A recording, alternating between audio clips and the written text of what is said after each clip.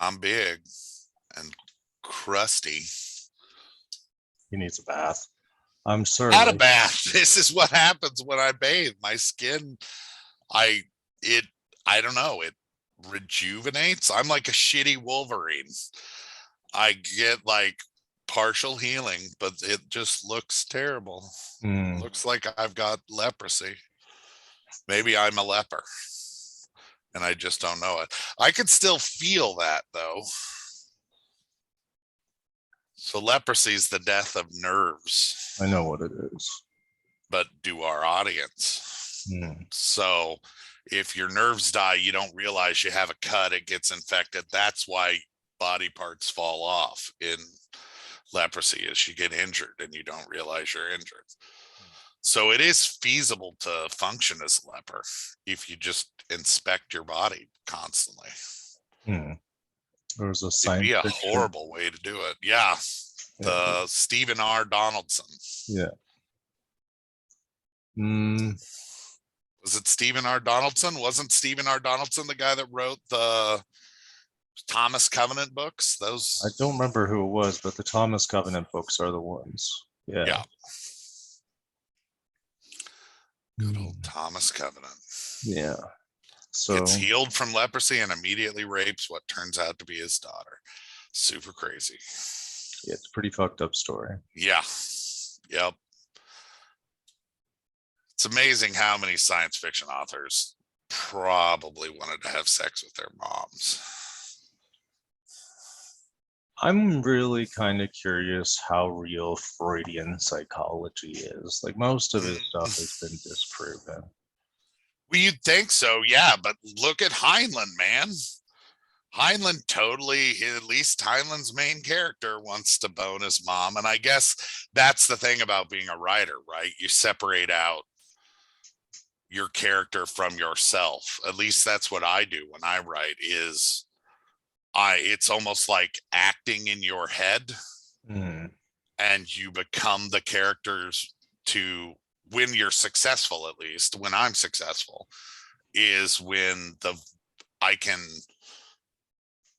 empathetically tap into the character and take on their voice so that the writing has the voice of the character. Okay. So it does raise the question. Heinlein wrote about some wacky stuff. Still my favorite science fiction writer. The Moon is the Harsh Mistress is a great book.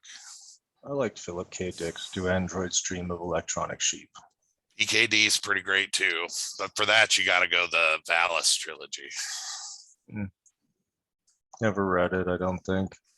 It's his supposition that the underlying themes in the trilogy are essentially making the argument that it's still 49 AD or something like that, that this is all an illusion, that Jesus is about to return, and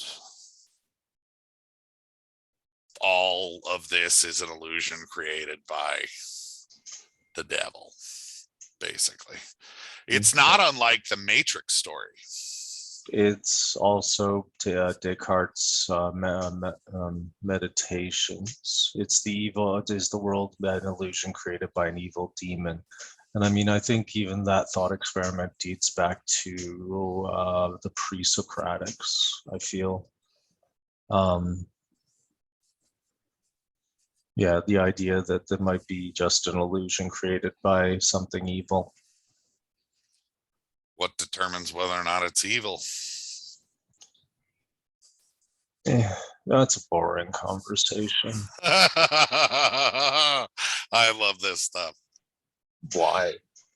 Because what I contend, so Judas betrays Christ, but Christ commands that one of his followers will betray him.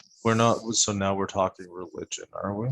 No, we're talking the philosophy of choice. If Christ has these 13 dedicated followers, and he says to them, one of you will betray me, What if, rather than being the scumbag Judas who betrays Christ and Christ predicts it, what if Judas says, I'm the only one who's so dedicated to Christ that I will betray him because he says one of us must betray him?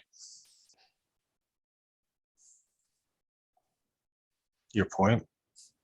That, I guess it's that even in religion, everything's a social and moral construct. That we build in our heads stories, and those stories are how we define reality. I don't see how that follows. What do you mean? With what you're just talking about Jesus and his disciples, like, well, because the common conception of Judas is that of a betrayer. What if Judas wasn't a betrayer, but was rather the most dedicated follower and betrayed Jesus, even though he didn't want to betray Jesus, because in order for Jesus's plan to come off, he had to be betrayed. Okay, so it makes you look at a character from the Bible differently. Yes, exactly. But you extend from that for something, so for many people, a story that you're taught as a child. And that explains to you how the world works. You don't have to consistently agree that that is how the world works. It's the social construct argument that everything that in human society that isn't literally physical is to some degree a social construct, or another way of putting that is a story we tell ourselves. Money is real because we tell ourselves the story that money is real.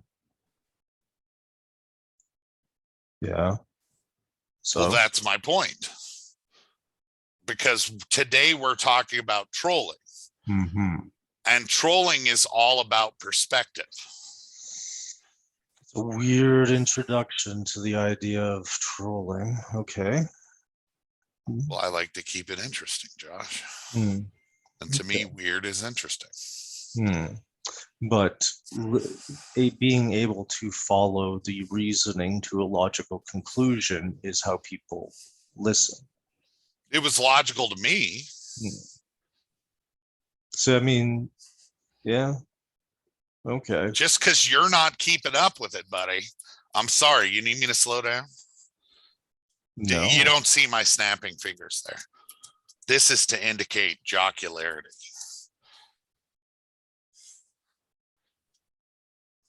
Okay. And we come back. This is our longest intro because Josh hasn't said, after I say I'm big, he says, well, you took what I said and didn't give me a chance. I know, I interrupted you. So now you're about to say, well, I'm half out of time. You're really not going to say I'm surly, are you? I'm surly. There we go. And that makes it our longest intro ever. How long was that? I don't know. Okay. Several minutes. Oh, at least. Most people tune out before this, I think, from what I can tell of our statistics. I think Jeff is loving this. And honestly, as long as we keep our dedicated listeners happy, I'm fine with it. Yeah, fair enough. I mean, it's kind of hard to talk. I mean, this was a criticism of Don't Look Up, is that not everything should be happy and jocular.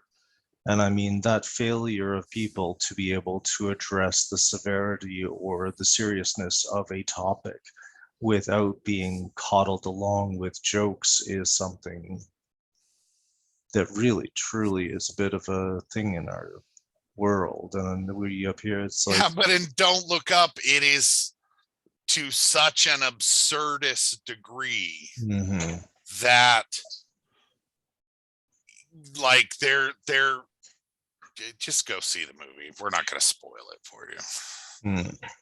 It's Netflix, isn't it? It's been the most watched Netflix show in history. If you haven't seen it, then talk shit. We can spoil the shit out of it at this point, especially since by the time this gets on the air, it'll be like a month in the future or so. Well, if you haven't seen it, stop this and go watch it, I guess. I Hmm. don't know. I didn't enjoy it. Why? It's too accurate. Satire is supposed to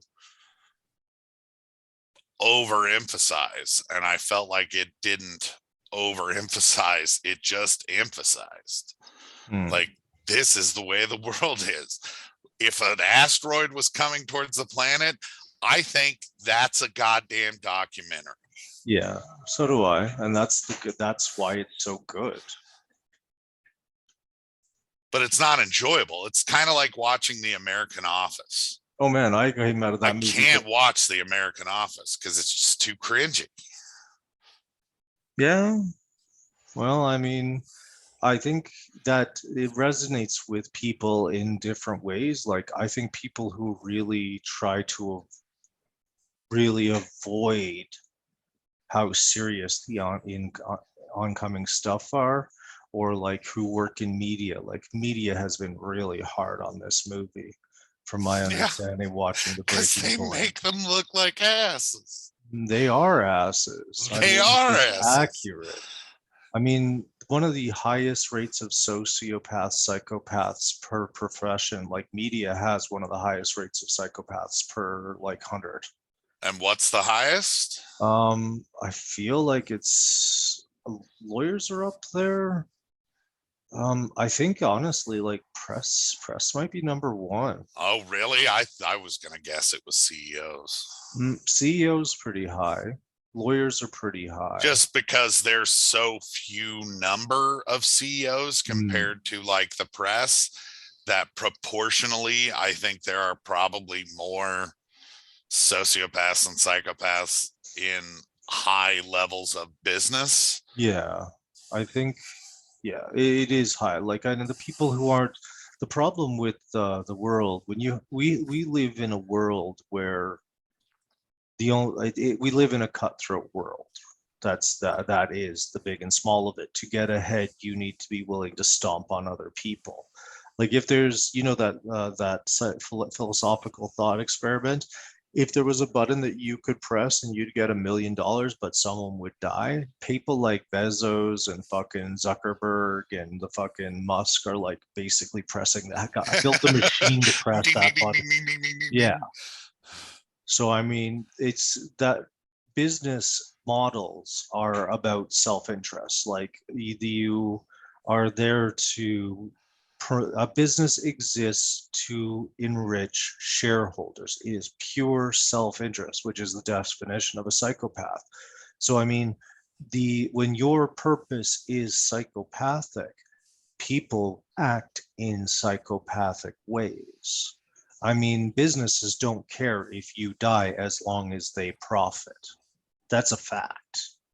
Like, how Sure. many And people that have is one of died the for reasons why people who have that predisposition excel, Excel? Yeah. and also why people who don't start with that predisposition are slowly changed over time into mirroring that behavior because Oh, that's the absolutely. social standard that they live to.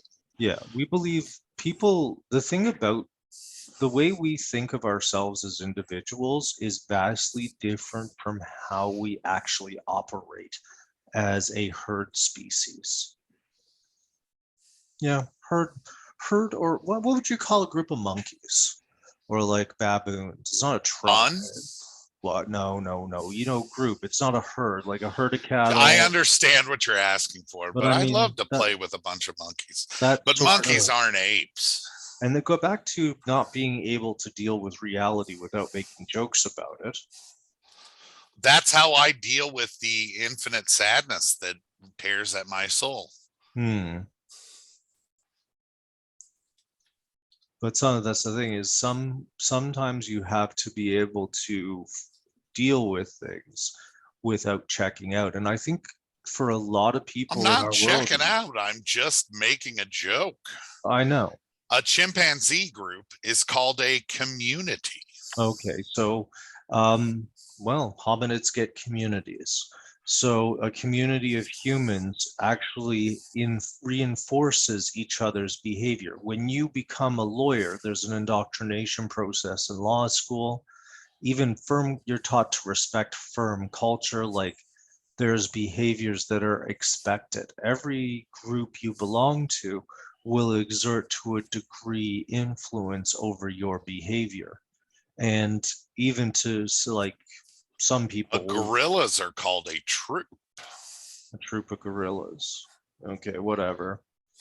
They're more closely related to chimpanzees anyway. Bonobos, really. And I looked up bonobos and it just said group of bonobos. Okay. Well, that's interesting. I don't think a group of chimpanzees. I mean, this is the thing: is like people think of these animals as very cute and cuddly, and I think they can rip your arm off if they piss you off. Yes. Yeah. Chimpanzees regularly like are super cute until they're 3 years old, and then they eat someone's face. Yeah, because they're Or carnivorous, they aren't eat they? someone's, yeah, they're omnivorous. Okay. Did you know that an interesting show to watch is What the Health on Netflix? We are not, we're barely omnivorous by nature, if at all. From the studies on meat, it actually causes physiological problems from the second you eat your first bite of meat, and it goes into your digestive tracts. Well, we need 3 to 4 ounces of protein a day. Yeah, but you get that from vegetables, no problem. Even from better sources from vegetables and all of the amino acids. The myth that you couldn't get all your amino acids is a myth. I'm trying so hard not to roll my eyes right now because you feel like it is dismissive, but it's something I just can't help but do. My eyeballs, ow. Yeah, Josh is a vegan. And going vegan cuts down 3/4 of your food-based pollutants. So, like, if you actually want to do something to help the planet, it is literally the best thing you can do. And on the spectrum of behavior, I'm literally going to respond by polluting the planet. Yeah.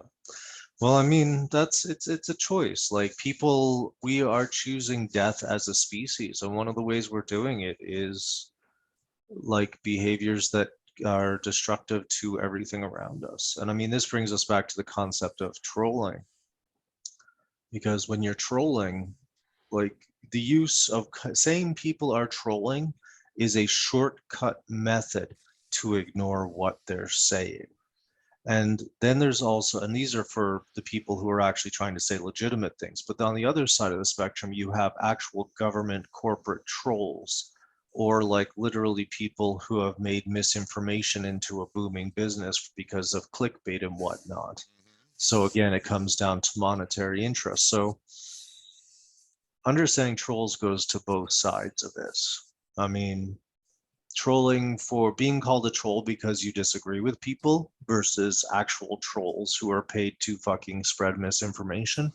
For example, CNN and MSNBC and Canadian news MSNBC. use a form of trolling too. I mean, what do you think clickbait is? They're trying to get a response, and often these people are bending or spinning information in a way that is actually manipulative and flat out wrong just to be able to get your attention. So, I mean, even mainstream media is honestly, to a degree, engaged in misinformation trolling. Sure, but I'm more interested in teaching people how to know when they're being trolled. Well, tell them. So trolling is predicated on eliciting an emotional response from someone so that it disengages their higher brain functions.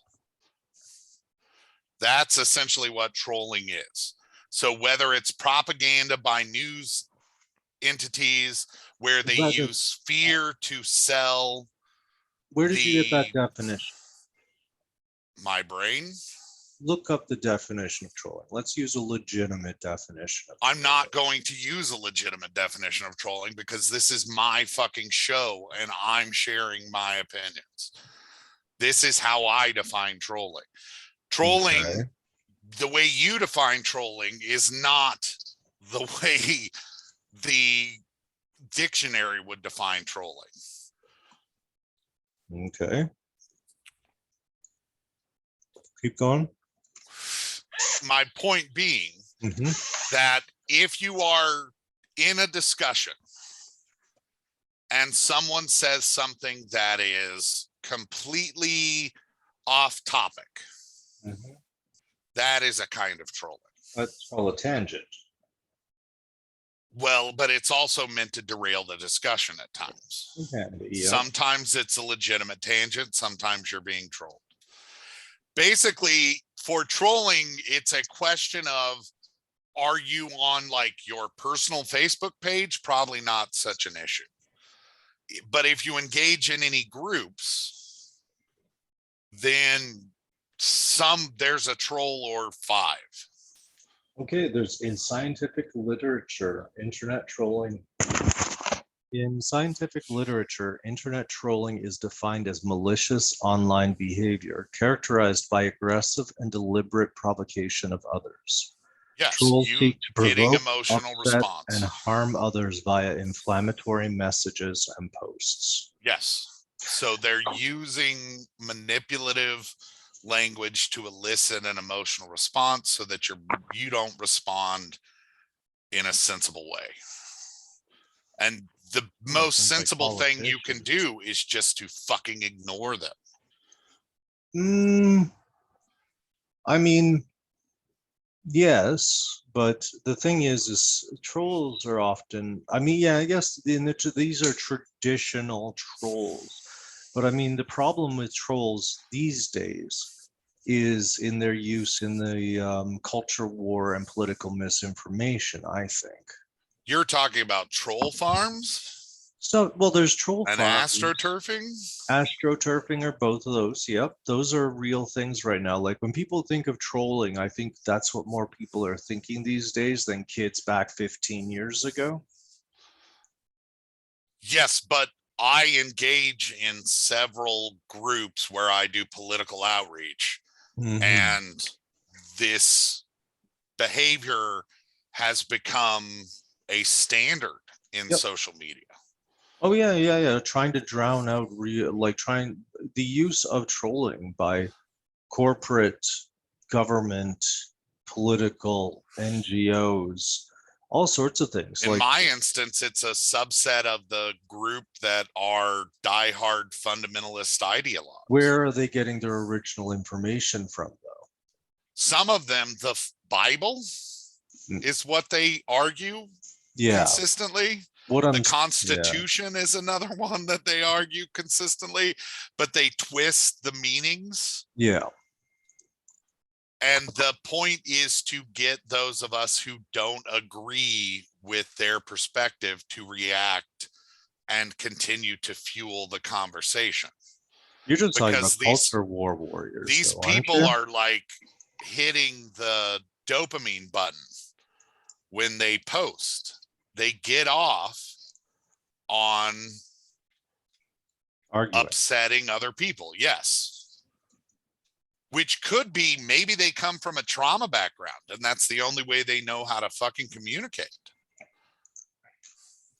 Or maybe this is the shit they've been watching in politics from the original trolls. I mean, like the culture war has been building since the 80s when the USSR fell. 60s. Culture war? Yes, the culture war, I would argue that the culture war starts during the Nixon era when the right wing decided to make abortion an issue, and then abortion becomes legal. And once abortion becomes legal, it becomes the primary culture war issue.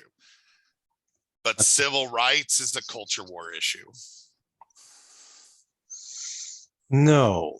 Yes. The culture war is you had people in America culture war as a deliberate manufacture, as a choice of the Republican Party once the USSR started falling apart, was a step actually taken and documented. While those things are culture related, in the past, they are not part of the culture war. The black as movement you were define. civil rights, as it's defined broadly, dude. I'm not making up definitions. I've read about the culture war starting in America, like from sources. So have I. And the All right. information I have is that it's the 1970s is when abortion became the primary, when the right That wasn't decided to make culture war. abortion That a was women's primary, rights.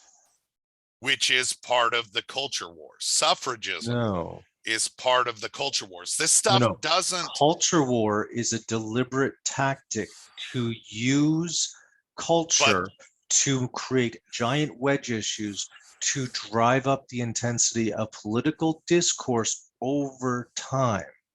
And that has been happening since the foundation of the United States. All right. The terminology you're using is like a socio-political terminology. And you're essentially saying this has only happened since the 1980s. I'm saying it's happened always. The difference is the degree to which it's successful because of the diffusion of media. When people fight for their human rights, it's not culture war.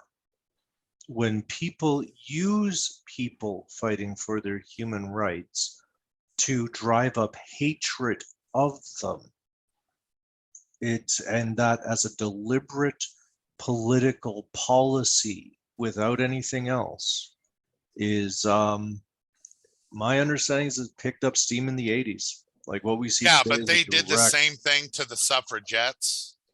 They did the same but thing. that wasn't a culture war. It was in the context of that time. Culture war has a modern meaning that I think you're taking out of context. I guess I feel like you're being too I'm using limited in your scope.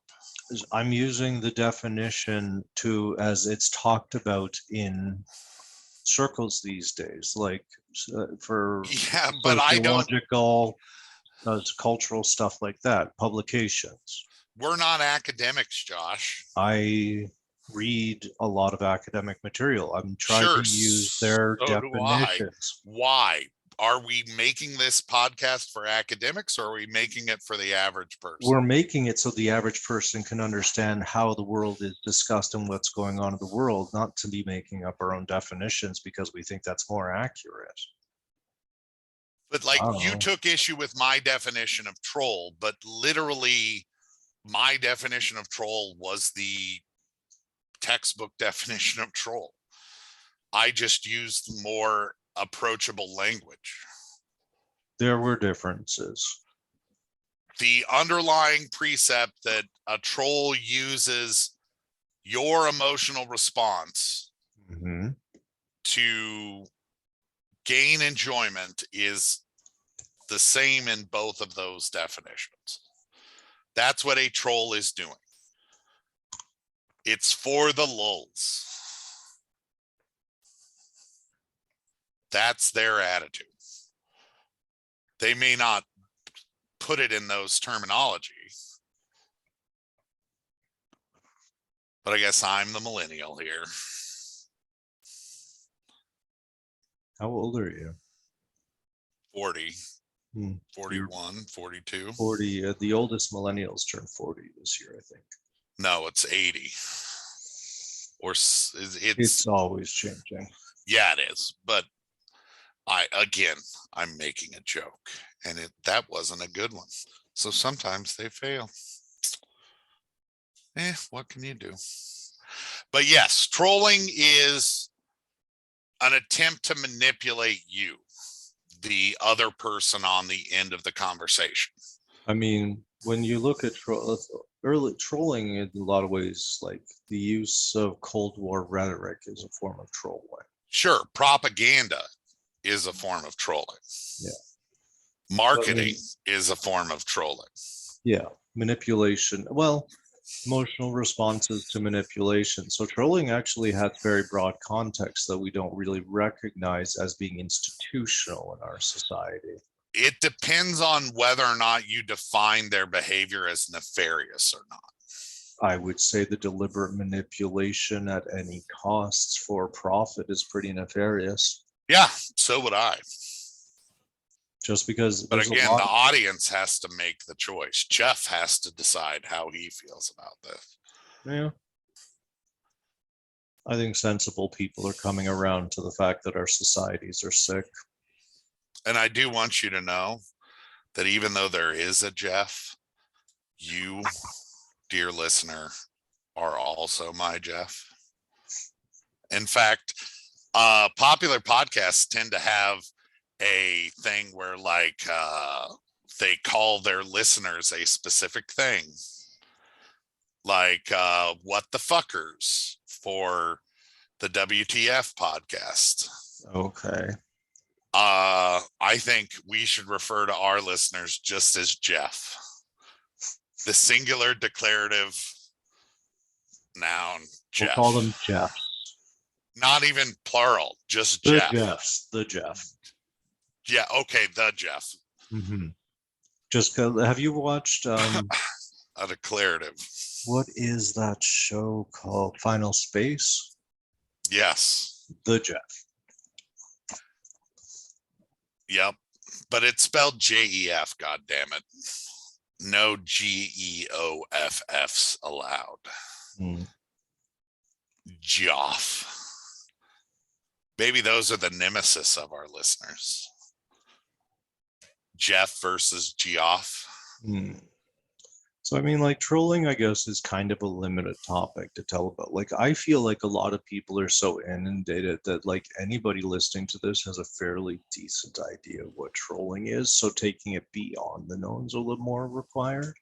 Well, and that's what I wanted to do with today's episode was tell you how to troll. Why would you want to tell people how to troll? Because sometimes the best way to fuck with a troll is to troll right back at them. I do that. So remember, you're trying to elicit an emotional response. The other thing with trolling is one of the underlying principles troll onto others is doesn't troll onto you. Well, one of the underlying principles with trolling is I want to write very little and put very little time into what I'm doing to troll you and have you respond with a mountain of text because you've had an emotional response and you're going to type a whole bunch. Mm-hmm. If you get blocked, extra points. Yes.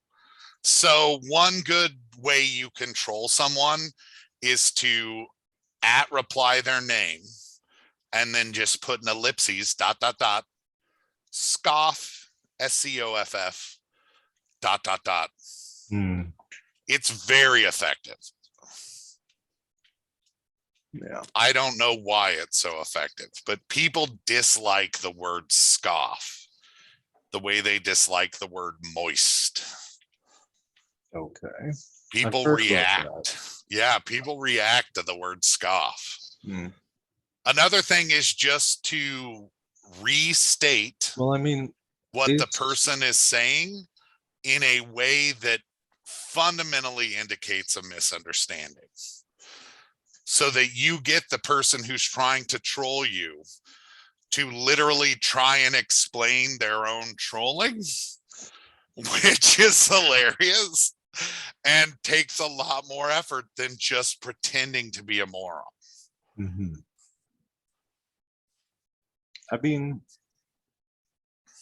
I see the thing I think is like going forward, we're really going to need to work with people who we don't necessarily agree with. Because I mean, these political wedges that have led to trolling by regular people between left and right is one of the things that if you do want to have mass mobilizations and workers and solidarity, other people wanting to actually fix this place, the intellectual shitbaggery probably needs to stop because there's already a pretty big problem with intellectuals taking advantage of workers to the detriment, to the point where America is basically like a horror show from the outside.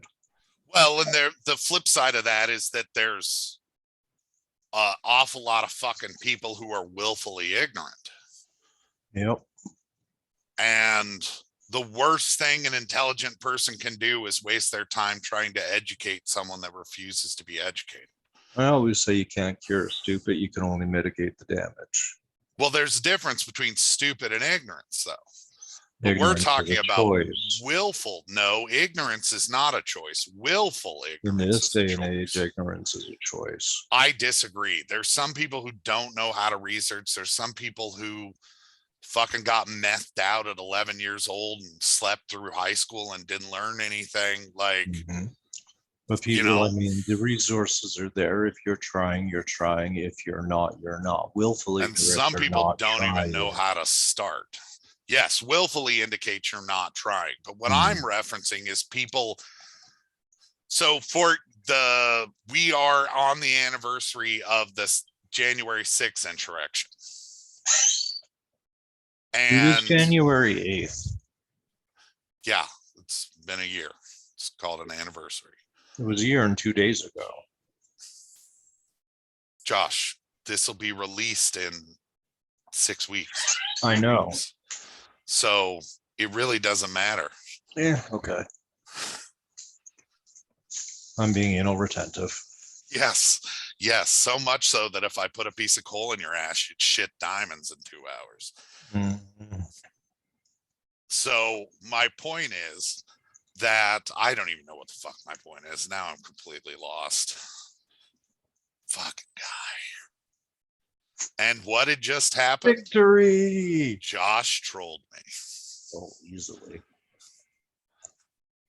Just by being a turd.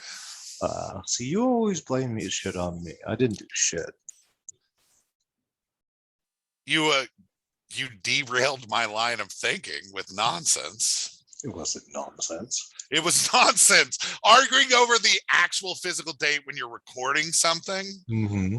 that's So we're not on released the immediately. eve of the anniversary of January 6th. That would be January 5th. I know, and that's why I said it's January 8th. Why are you saying this? I said we're on the anniversary, not the eve. Right. But the anniversary was 2 days ago. We're past the anniversary. But we're still in a 1 week window. People Is that celebrate why their I'm still birthdays for seeing an shit entire in the week. news about it? I was Of like, course I you couldn't even are. fucking understand it. I was like, that was 2 days ago. Why are we talking about this? Because there was a coup in the supposed shining example of democracy in the world. Dude, I don't know what fucking meth you've been smoking, but America has not been the shining gem of democracy in the world for Josh ever. has completely downshifted into disagreement mode.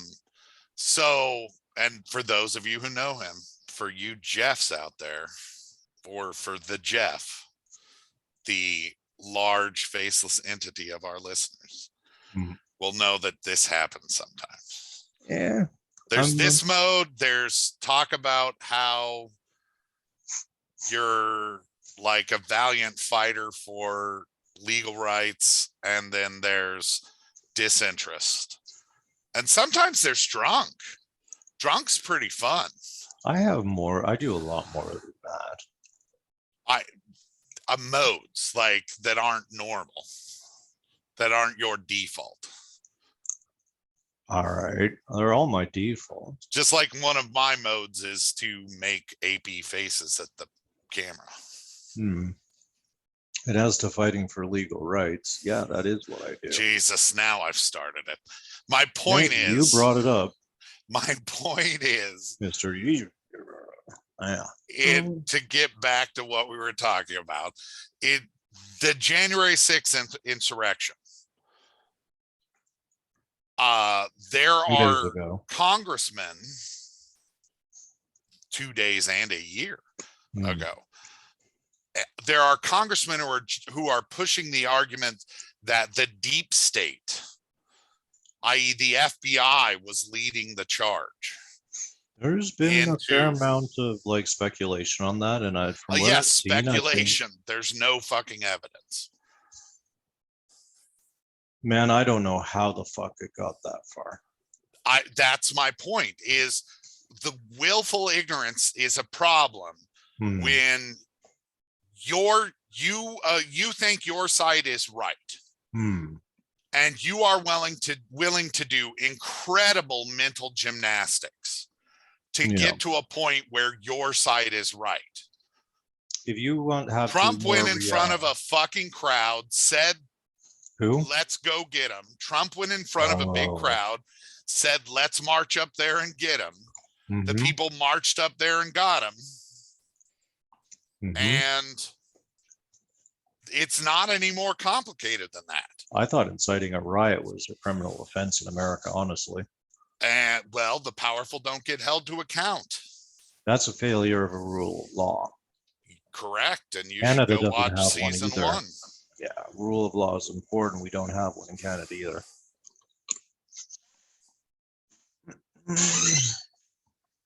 It's real frustrating. But that's the kind of willful ignorance I'm talking about. When people are making absurd arguments just to avoid facing reality. Oh my God. And That's you normal. can't fucking compromise with those people. There is no compromise with those people. There are certain things we cannot compromise on. We cannot compromise on human rights. We cannot compromise on, are you going to put a gun in your mouth? Or are you eating a booger? Yeah, eating your boogers. Yep. But you're arguing that we're going to have to compromise to find solidarity with these people. We're never going to find solidarity with someone who thinks a gay person shouldn't have the fucking right to live. Those are fringe. And the thing is that not where I live. Man, if you guys do not figure out how to get the working class pulled together, the left is basically a fragmented mess, because without the working class, the left is an empty. It's empty. Yes. So, I mean, we either have a future. The thing is not compromise, it is collaboration, because we either have a future of common prosperity or but it's collaboration amongst people with shared ideals. The question is that's a not trope. what your most important fucking ideal is. It's that we all agree on some fundamental principles. I mean, women's rights have gotten a jump. Racial rights have gotten a jump. Disabilities have gotten a bit of a jump. Labor, it's time to fucking boost labor. And I mean, labor only works if all the working class band together. The left is gutless and a shell without the working class. And the thing is like they've been mistreated quite heavily by people who they, in many ways they associate with the intelligentsia of the left.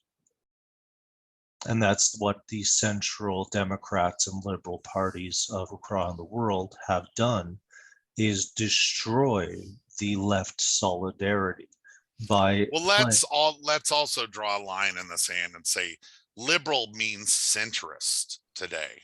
Liberal does not mean left wing. Liberal always meant centrist, but even more so today than ever before. Well, these days they're center right in the United States. Certainly, globally, it's a phenomenon. The thing about capitalism and the liberal ideology is that invariably seems to lead to fascist behavior. Like the idea that you scratch a liberal and a fascist bleeds, I think is fairly accurate. What's that? I don't know if we taught anybody how to troll today. I don't know if we taught anybody anything they don't know about trolls today. I've found that we get off topic a fair amount. It's fine. My favorite episodes are these ones where we just have quality banter. Yeah, I've just decided to. I don't know if the Jeff agree. He's like both of them, but we'll see. I mean, whatever it is like. I'm talking about the Jeff, the mass. I know you are. It is what it is. We're gonna have to make the Jeff t-shirts. Well, I think this is good for today. We did a little bit on trolling, and it's been like over an hour. No, it's been 42 minutes. All right. So in a lot of ways, this entire episode was trolling. Could be. All right. You're Well, gonna have to decide, how did you emotionally respond? there you go. Are you gonna smash that button that says like? Oh, I can't get my camera. There you go. Anyway, so I've been Surly, I've been big. and we're out. Have a good one. I think buddy. I've also been surly. Bye-bye. Eh.